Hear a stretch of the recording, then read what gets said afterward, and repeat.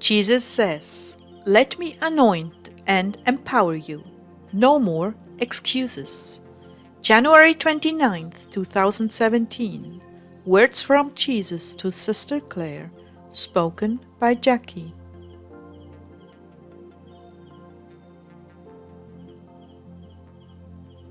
Clare began, "May we all grab hold of the rope of grace and be pulled out of our tombs of complacency."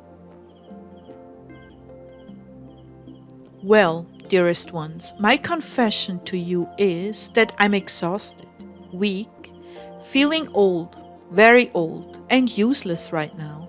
The Lord has shifted gears into music. I will continue with the messages, of course, but He is asking my focus to be on music, and I feel so inadequate.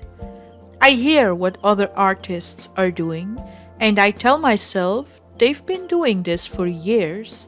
There's no way I can do anything that worthwhile. So I've been shooting myself in the foot, whining and confessing failure before I even began, and even comparing myself with others. For 3 days, I've been dragging my body around like an old anchor, and this morning when I got up to pray, I was so looking forward to music. But within 2 hours, I was back in bed for most of the day.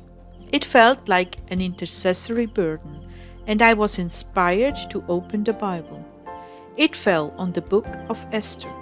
So if anyone else has been feeling this burden for our country, that's the Lord, all right? After being in bed all day, around 3 o'clock, I thought I'll try again. So I went into worship and His presence was so strong. After a while, He took my hand and kissed my fingers. I cherish these fingers that long to express their love for me. You face so many obstacles, Clare, so many, but nothing I can't overcome because I live in you, dearest. I know you see these obstacles with great clarity, and you have a deadly enemy who continuously reminds you of them. But may I say, he has already lost this battle as long as you dwell in me. I am the vine. You are a very fruitful branch, and you've only just begun to bring forth the wine, the fine wine of your life. These obstacles, pain, fatigue, boredom, and unbelief are merely phantoms that will disappear as you apply yourself. Yes, they have been sent to discourage you and stop you, even as you have had to fight off that thought, "Lord, I'm no good at this. Let me just stay in my comfort zone and find someone better equipped to do this job, to play the piano and sing these songs." Then you get a hold of yourself and say, "No, that's my girl." Do you think you are alone in this fear? No, I tell you, every artist, and especially the great ones, come against this obstacle of fear and unbelief. What is different about them from the mediocre ones is that they conquer their fears with my grace and refuse to quit. Just like you, I might add. Oh Lord, last night and today my life felt so impossible. No motivation, extreme weakness, unbelief. Shouting out, "You're too old. What are you thinking? Can't you see your body is falling apart? Don't you know you could die any moment of a heart attack? You're dreaming. You think you'll live forever? You think you can do this? No, you can't do this. You're old and tired." That's precisely the reason I chose you. All of that is true and much more that is just as bad and worse. Yes, you are the perfect candidate. Don't you think I hear this thousands of times a day from all my Christians, young and old? They all have excuses, reasons why they are not fit for the job. They all stare at their fears day after day after day, and Satan is so happy to oblige them by projecting a slideshow reinforcing every single argument. Then I step in and say, enough. Do not look at your misery and that you are less than nothing.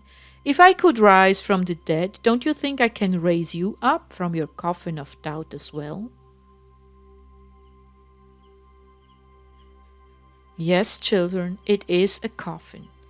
The place you put a dead body. And you are not even dead yet. And you want to climb in there and put a blanket over your head? What are you thinking? I am the God of the living, not the God of the dead.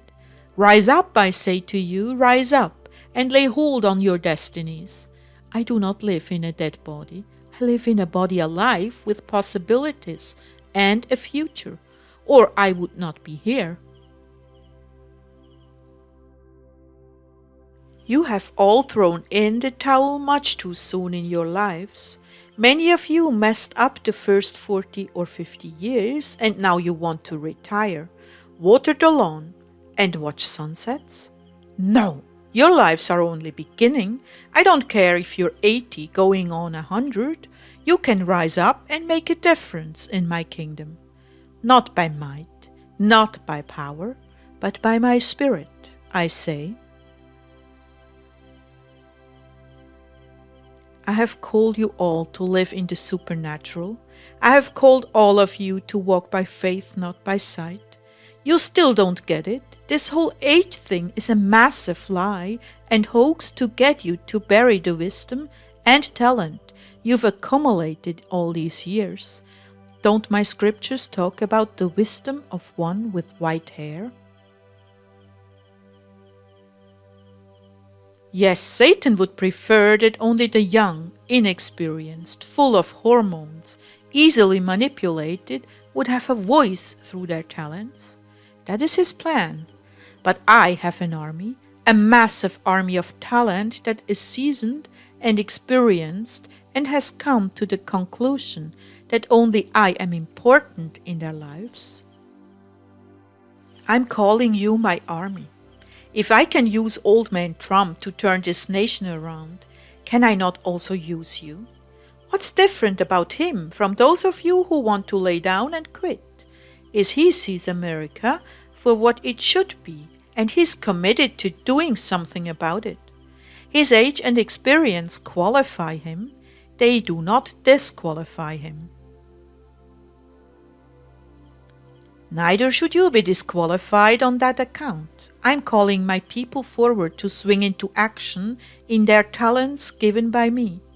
I will raise your mortal bodies from the dead, and you will accomplish that for which I have sent you to earth to do. And now is your time.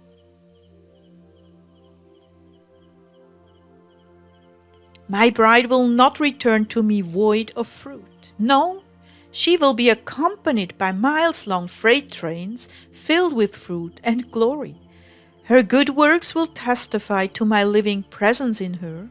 But for every bride that rises up, there are 10 who close the lid on their coffins, while their bodies waste away. Make a choice, my people.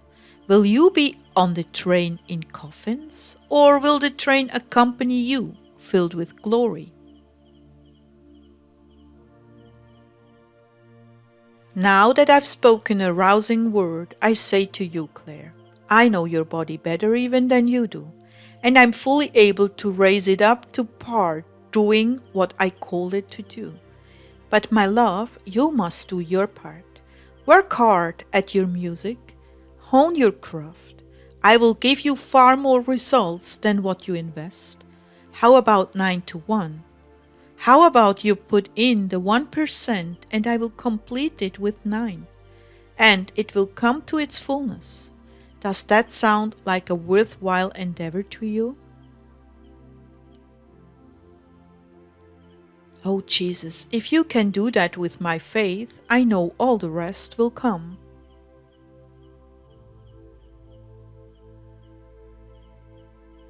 Never judge your capabilities when you're tired or under pressure. And never judge your capabilities without my grace, which is what you and most others are doing. They are looking to themselves and their failures of the past and drawing the enemy's conclusion about their lives.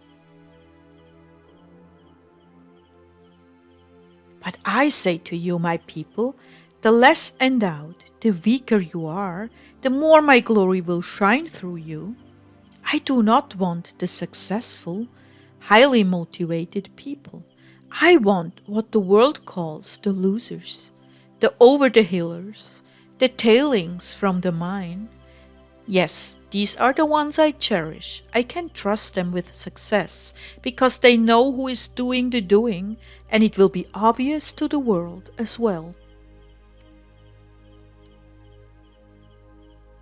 As your communion readings stated through the lips of Jeremiah, cursed is the one who trusts in man, who draws strength from mere flesh, and whose heart turns away from the Lord. That person will be like a bush in the wastelands. They will not see prosperity when it comes. They will dwell in the parched places of the desert, in a salt land where no one lives. But blessed is the one who trusts in the Lord, whose confidence is in Him. They will be like a tree planted by the water, that sends out its roots by the stream. It does not fear when heat comes. Its leaves are always green. It has no worries in a year of drought, and never fails to bear fruit. That's Jeremiah 17:5-8. My love, you mustn't allow this prophecy to apply to you ever. Here are my promises to you. Your fingers will touch the keys in perfect, not barely passing, but in perfect timing. You will sing in perfect key. You will have all the energy you need if you stop pursuing worthless things that draw you off track. Your songs will minister deeply to the hearts of the people, because I will speak into them and anoint the listeners with the finest oil, and they will come to me. In short, they will see me in you. They will hear me in you, and our music will be a light to the nations. Now, who wants to get in line behind Clare? Come here to me now. Get in line. I'm passing out graces, life-changing graces. Come, come, receive the gifts I want you to have. Sit before me, kneel before me, stand before me, and allow me to anoint your hands, foreheads, eyes, ears, lips, heart, and feet. Allow me to empower you, and no more excuses. Get busy with what I'm imparting to you. My bride will not return to me void.